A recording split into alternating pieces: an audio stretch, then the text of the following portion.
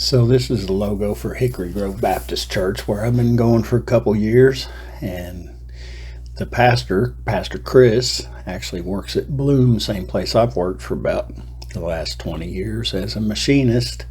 And he came in the shop one day and asked if we could cut these shapes out of steel, because he wanted to make a big sign, like 5 feet by 5 feet. And we don't have the ability to do that in our shop, but I know of a race shop that has big laser cutters, and they're able to cut steel that big.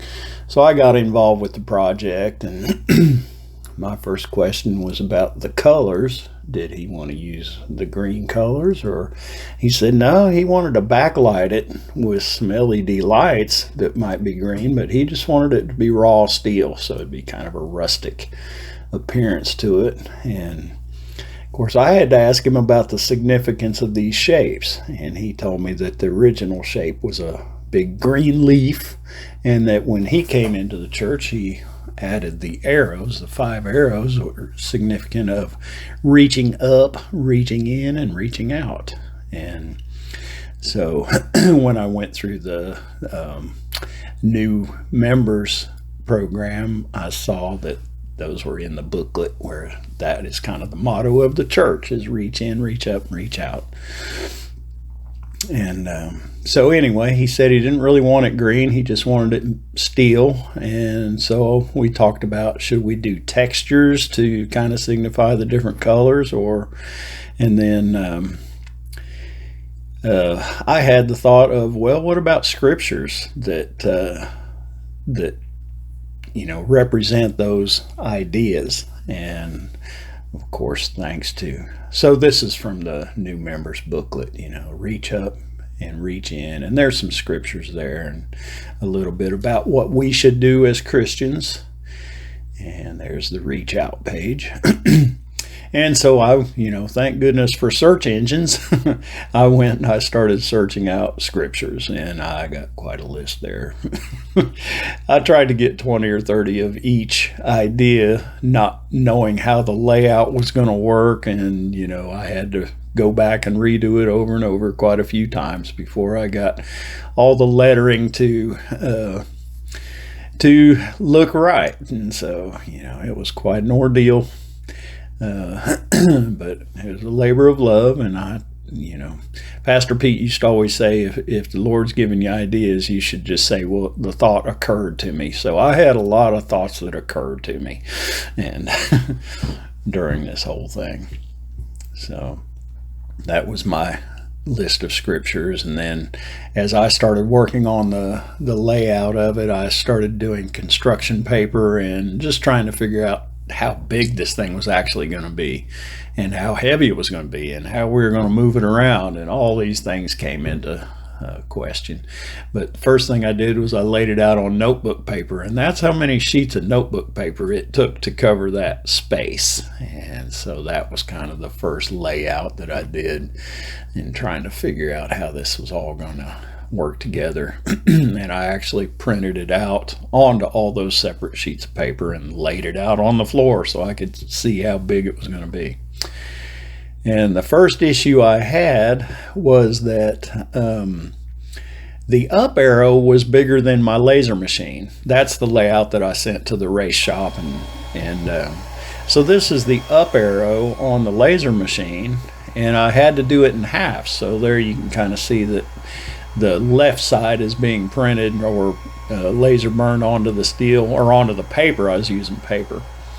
And then the next video shows where I switched to the right side, and I had to have a way to move it precisely to where everything lined up. And so that was the first side, and it's starting to do the lettering in there. And after that finished, then I used some alignment pins and I moved it down to do the second half. And that's the same way, there's the second half, and that's the same way I ended up doing it on steel. And so it was all planned out on paper. So I'm curious to see, did that little top point hit at the right spot? Looks pretty good, pretty close. And I went ahead and let it run and do all the text on the right side, and just made sure it all matched pretty good. And it did. It came out really nice. So, you know, if you look at it really close, you see, yeah, it doesn't line up 100%, but it's close enough. Yeah, that was kind of a big deal to figure out the layout for the up arrow. All the other arrows would all fit on there, and I could do them all in one shot, and so it wasn't difficult. I got a lot of help from my friends, and Pastor Chris always makes cracks about cats. He doesn't like cats. Well, I've got cats, and so I couldn't help but just get some pictures of my helpers as I was going through this project. So you'll see a lot of those in this video of my helpers. But there we go, on paper, just experimenting with the whole layout, and I finally got it. That was what I called my master layout. It was on the coffee cup. There's Speck helping me out on the kitchen table. He's not supposed to be up there. Here's a little video of what I decided to do around the big letters where it said reach out. This would have been the reach out. The outwards facing arrows was I just did some scroll work. I've done hand engraving for years. Some more of my buddies helping. And so I decided to kind of fill in the awkward spaces around those big letters with hand engraving. And that was another one of those it occurred to me thoughts. So yeah, I got a lot of help from my friends. So anyway, I was able to, even the big up arrow, I was able to put it on my engraving fixture that I have in my shop in the basement, and I was able to cut around those letters with some decorative. I cut the letters themselves, the big letters, and then I did some decorative engraving around the outsides. There you can kind of see some hand-drawn ideas, and I can show you who did it all right there. There we go. Little Butter, she did all the pencil work for me. Yeah. So anyway, as this project went on, this thing started over a year ago, and I did paper pattern after paper pattern. I finally got into the engraving shop. I had all the laser engraving done on, that's the big reach up arrow, and I'm doing that decorative hand engraving and getting some help from Hoots. She's lots of help. Doesn't get in the way hardly at all. This is probably a long video, I'm not sure, but just to show some of the engraving that as it happened, and this is actual speed, so you can see it took some time to do all this. Hand engraving is not a fast process by any means, but you can't simulate it with a machine. This is old gun and knife engraving techniques that have been around for many, many years, and I like doing it the old world way with a hammer and chisel. So that's the way all these cuts are made. This is kind of interesting here, where these pieces were big enough to where I was able to set the camera down on top of the workpiece. And so here it looks like my cutting tool is moving around. Actually, the workpiece is what's moving around. The cutting tool is staying pretty much stationary. And you'll see that when I pick the camera up, it's actually the workpiece that's spinning. So it's a rotary type vise, and I just used hot glue and glued some pieces of wood onto the back side of this steel, so I had a way to hold on to it. And I was able to mount each piece into the vise and do all these cuts.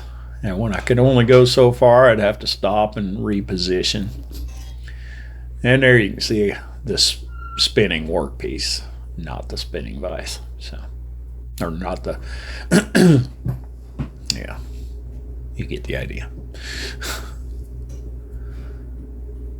So I think this is another fairly lengthy video that I made, and I just would set the camera up. I think on this one I have the camera sitting on, something stationary, so you'll see the workpiece spinning.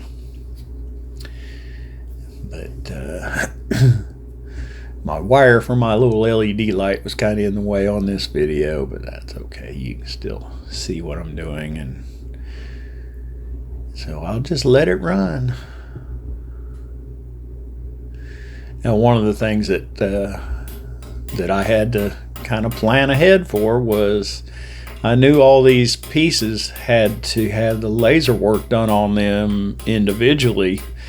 If they were all welded together into that huge 5-foot square thing, it'd be too big for the machine. And so I had to come up with an idea for how I wanted to do this, and what I decided to do, or it occurred to me to do all the laser work, then do all the hand engraving, and then weld it together. And when you weld on metal, it changes the color of it. It's not going to be that pretty, all silverish color. It's going to have blues and blacks and purples and a lot of different colors in it from the heat.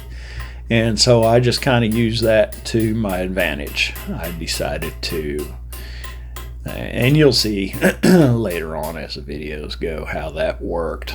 And it's just one of those kind of artistic things where, hey, if you have an obstacle, well, if you can use it to your advantage, then use it.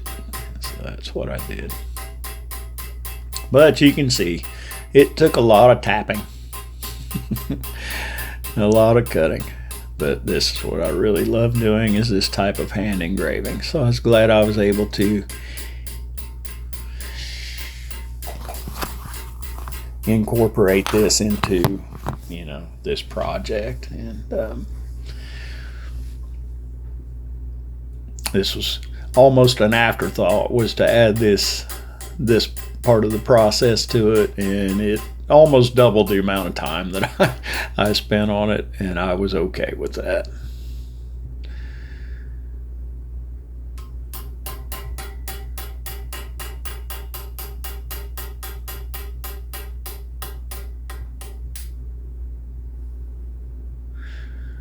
I used to always love watching videos of other guys doing this kind of engraving. There's a lot of stuff on YouTube. If you search hand engravers, you'll find guys that make me look bad. Theirs is so beautiful. But I always just love the sound on a video. You hear the tapping and the snapping when you snap out a chip.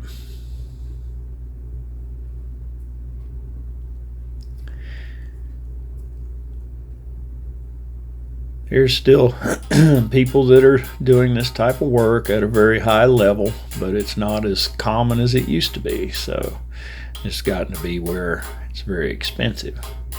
I was watching a golf tournament the other day, and they had this little Asian lady that was waiting to hear who the winner of the tournament was going to be, because she would immediately spring into action in hand engraving the name of the winner onto the trophy. And it's kind of cool. You'll see that every now and then.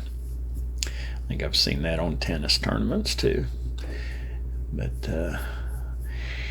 they're much better than me. I'm pretty much an amateur at this stuff.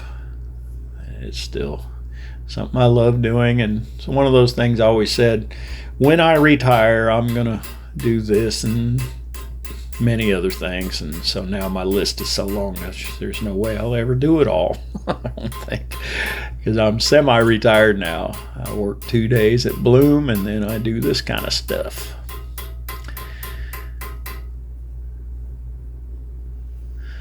So yeah, that piece was so big, you could kind of see I had rotated it as far as I could go till it ran into my body, and I had to stop and come at that cut from a different direction.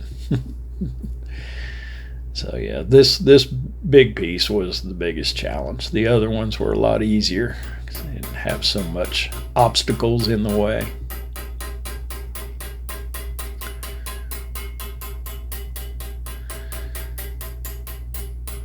But it's easy to go ice skating, what I call it, whenever that tool slips out of the cut. Yeah, it's not pretty. I didn't have any incidents, I don't think, even on this big project. It's kind of hard to hide your mistakes, especially if you slipped and went across some of those laser engraved letters. How are you going to hide that? You really can't. So you just have to be very careful.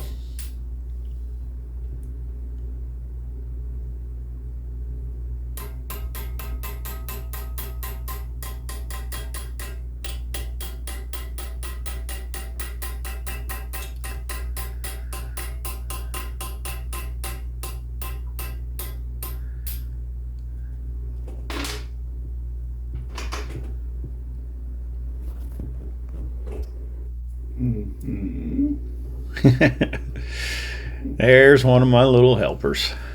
Are you helping? Are you helping, baby?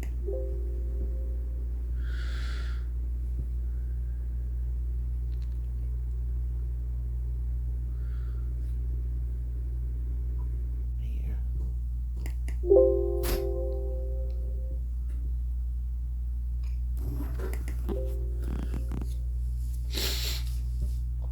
There's a different little helper. Little Butter, she's the one with the pencil a while ago. How come you're so helpful?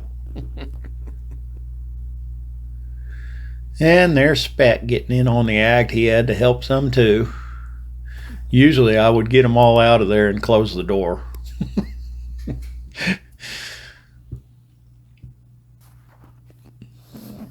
Swat. Meow. Who says meow? Oh,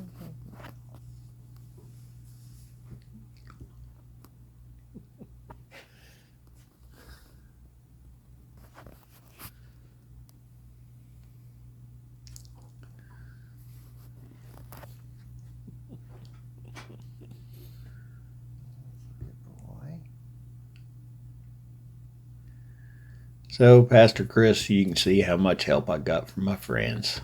Couldn't have done it without them.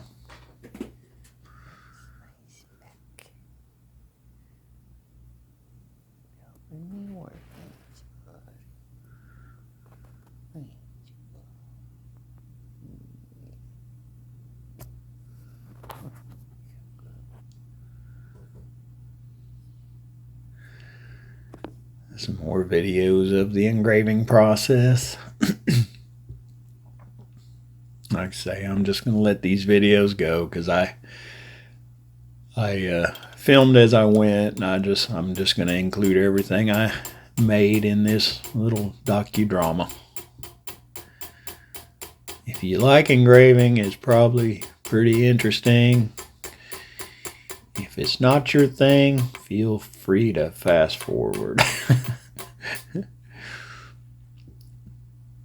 It's kind of boring for me because I already did it. I'm watching it again, so. Yeah, I liked adding the little leaves inside of the lettering. Yeah, it was a challenge to get all that text to come out right. You had to, make it fit inside the shape. And then when I would drop those big letters in, it would all kind of rearrange and had to make it where it all came out to where all the 5 pieces had roughly the same size of text because they had to match even though I did them one at a time. And I'd say they came out pretty good. And it'd be quite a Bible study just to, I got quite a Bible study myself because as I'm engraving this, I'm seeing those words. Proverbs 22 right there. But even though the color from the weld, it blackens some of these cuts, and I knew it would do that, but they're still quite visible. And one of the things I did was I started over at one point on these designs because I realized that they weren't symmetrical. And 4 out of the 5 arrows are virtually the identical shape. And I didn't want to make it to where there were fronts and backs and lefts and rights. I wanted to make them all exactly the same. And that way also, if I made a mistake on one, I could just flip it over and do it again and it would be fine. And there's actually one of those that I did, the first one. I wasn't real pleased with the way the laser work went. And so I thought, well, I'll just belt sand it off. Well, no, not really. It doesn't come off. I mean, it hides it a little bit, but you can still, even after belt sanding on there, you can still see those letters in the metal. So it actually is, even the diode laser that I have, it's a 30-watt diode. It's powerful enough to melt this steel a little, a small layer deep. But it's enough to where you're not just going to scratch it with your fingernail and make it come off or anything. I did kind of leave the black color on there of the laser, and I tried not to disturb that any while I was doing all the rest of this work. But it's pretty tough and pretty durable, so it'll outlast me. I thought about that quite a bit on this process. Was, this thing, it might rust, and eventually all things are going to decay and be gone, but this will probably outlast me for a little while.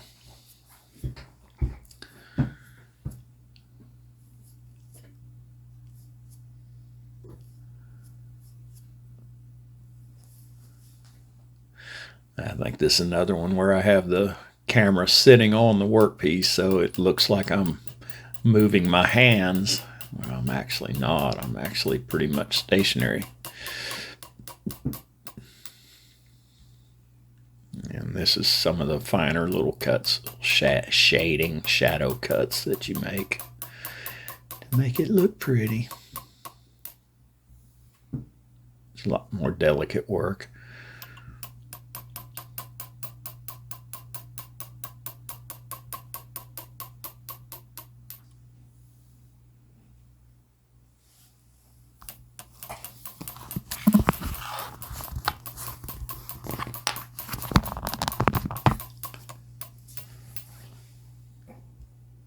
I have to keep checking my phone to make sure it's still recording. I'm doing the audio on my phone because the voiceover thing on my phone, just so it would have a better sound quality than what I was getting with my built-in camera or whatever's connected to the computer. So it's up to 22 minutes. I think this whole thing's going to be, I'm probably a little more than halfway, I guess.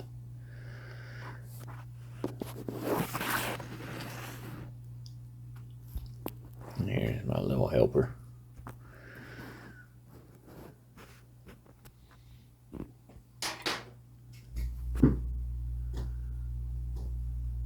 Still shot. There's kind of a close-up of what those cuts actually look like down in the middle.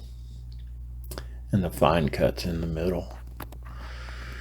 And meanwhile, while all this was going on, I had a little litter of kittens in the house. Now that one belongs to my granddaughter now. That's Lucinda's little cat. That's Enya.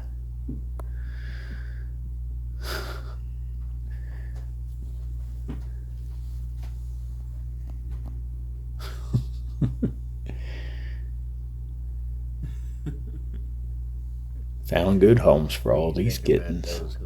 I got too many as it is. And biting your tail.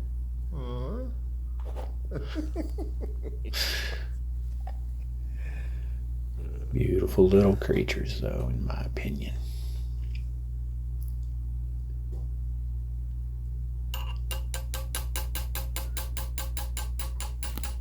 There you can kind of see how the camera is riding on the workpiece, and you can kind of see the background spinning around. Well, you know it's not spinning, it's stationary.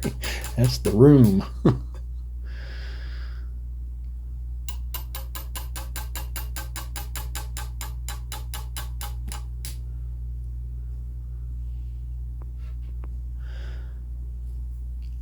I think this is the last of the engraving videos, and then you'll get to see some of the assembly and welding and different processes. And one of the things that I realized early on was this thing was going to be well over 100 pounds, and so I didn't want to count on it hanging on the wall. I wanted to make a base for it to stand on, so the floor would be carrying the weight of this thing. And so that was something else that it occurred to me how to go about doing that. And when you see the final picture in this thing, you'll have to agree it pops.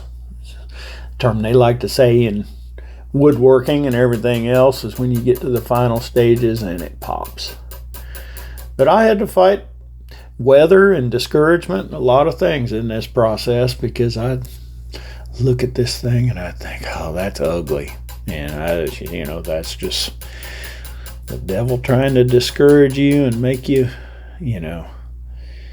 not even want to continue. And so there was times when I would get discouraged and I'd put my tools down and I might not touch it for a week or two. And I think there was a period of time over the winter where it was a couple months where everything else with the holidays going on, I didn't do this work on this project. And when I went back to put all these videos together, I realized some of those first videos of the laser machine were from a year ago in June. So it was June of 2024 when I first started on this. And there was a few months before that, I think, when I was doing the scripture layouts and those kind of things. So it took quite a while before I even made it to the laser machine.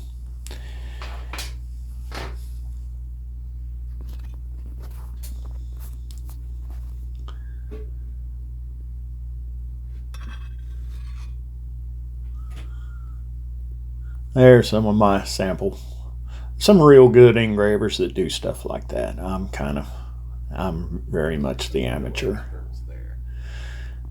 Those are where I get a lot of my ideas and inspiration. Lettering, monograms,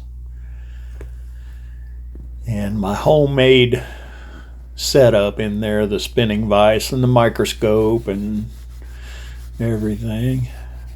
I kind of use a little Sharpie to lay out some of the lines, so I clean that off with a little alcohol when I get done, and it's not going to wipe those black letters off or anything. They're there to stay, that's for sure.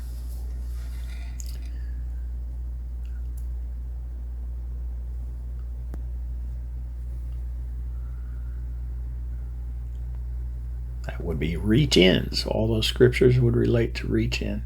So there's kind of the master paper layout, and I've got all the metal pieces and the tabs that's going to hold them together all laid out. And I'm getting some help from the outside cats now.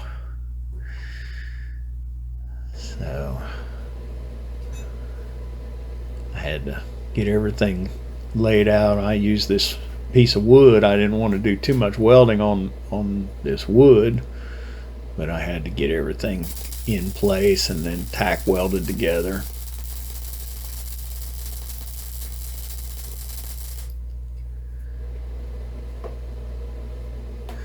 And then once I got all the pieces attached to each other, all except for the outer shell, then I took it outside and finished all the rest of the welding outdoors.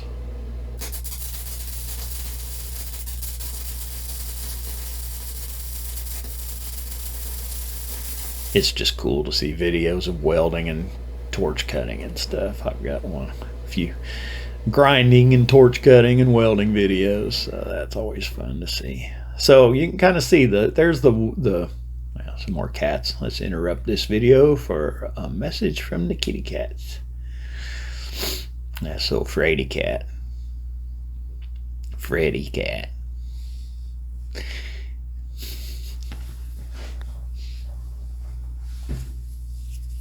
The one on the outside looking in.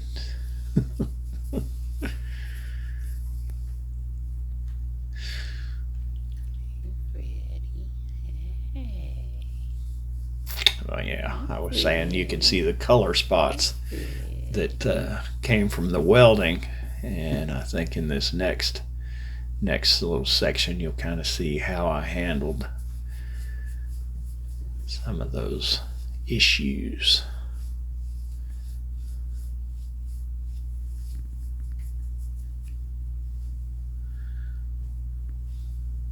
That's Enya's little brother. and butter from the belly side.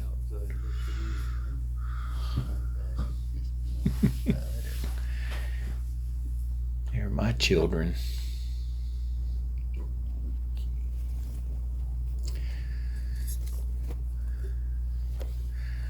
So here I've started with some of that coloring I was talking about. Now on the reach out, you can see it really well. That's the section I'm going to work on right now. You can see the blue spots from the welds on the back side. That's where the welds are. But I'm just going to use this acetylene torch to blend in those colors. Thoughts that occurred to me as I was doing this is this would be a good way to take advantage of the problem of having those weld spots show up like that. Butter just tried to jump on the computer and mess up my recording. I had to throw her off. They're all fixed. So hopefully won't be too many more kitties around here. I got my hands full. They didn't like all this kind of work. I didn't have to chase them off of this. This was right outside and they saw that flame and they went the other way.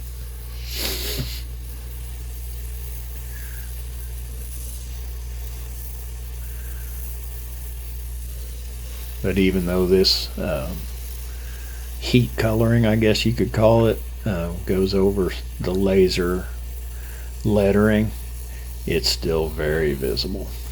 You might have to move your head around a little bit to catch the light just right, but you can see every bit of the laser engraving.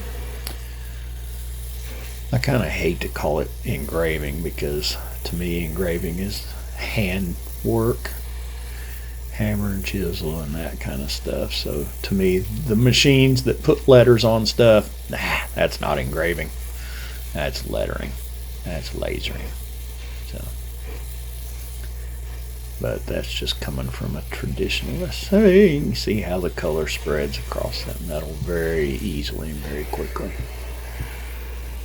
And I worked on that all the way around to blend it all in, and it still has to be welded into the big outer shape.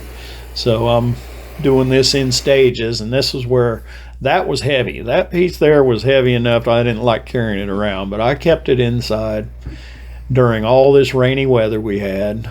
And there's my master layout again. There it is. Couldn't do nothing without that.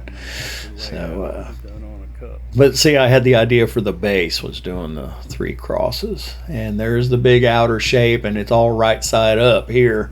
I had to flip it all over, and I managed to do that by myself, but that big outer leaf is very heavy. And of course it'd been outside and we had so much rainy weather, it was really a challenge to try to keep it covered up, and then every time I'd uncover it I'd have to sand on it a little while to get rid of the rust spots, and it occurred to me too, no, I didn't really want to put lacquer or any kind of a paint coating on it because that would be a maintenance issue. So what I ended up using was just some wax. So it's got a wax coating on it. And the little base piece that it also occurred to me, this is what would look good. I've always used a logo kind of like that on some of my artwork. Whenever I've signed things, I always sign it with 3 crosses. Cutting torches are just cool, that's all there is to it. But you don't do that in the shop. So I'm outside and I didn't even set the weeds on fire, but I was prepared. I had my big bucket of water and the hose pipe right there ready to go. But this was actually cutting one of the edge pieces. Watch it, it's hot. Off of the base. Now this thing looks ugly. I thought about taking it to the laser cutter and have them cut these shapes out on the laser to where they'd be real precise and clean. And I kind of like the rustic approach, and so I did a lot of smoothing and cleaning up with grinders. And but it's very rustic. My acetylene. Oh, the phone just fell. I was gonna cut this video, but there it is.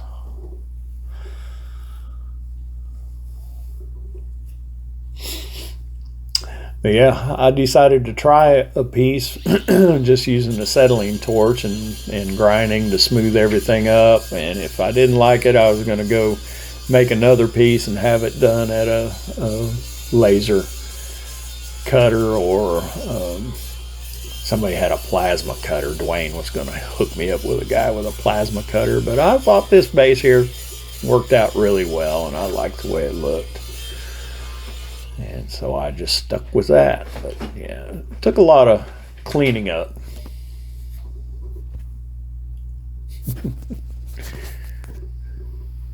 You can see that's pretty ugly right now. It gets better. And there's the leftover. Oh, my. There we go. It's looking a little better there. I still worked on it some more after that, but here's Mikey helping me. And there's the big piece of walnut that I cut out for the metal to sit on. So it's all just more ideas that occurred to me as I went through this process, and it all worked out very nicely. There's my beauty. That's so woolly.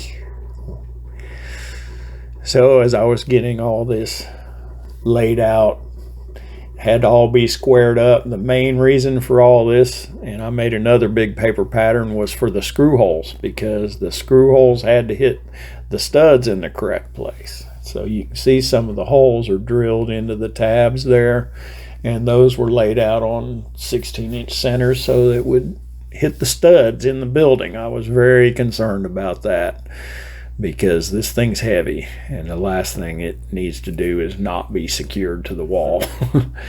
So Mark came to the church when all this work was done, and there's the paper layout for the screw holes. And he got up in the ceiling. There's Mark. He got up in the ceiling and found all the studs, and we did our best. There's the muscle. That's how we got that thing in there. There we go, Brad. Thank you, Brad. And there it is. Hallelujah. So it was quite a project. A labor of love.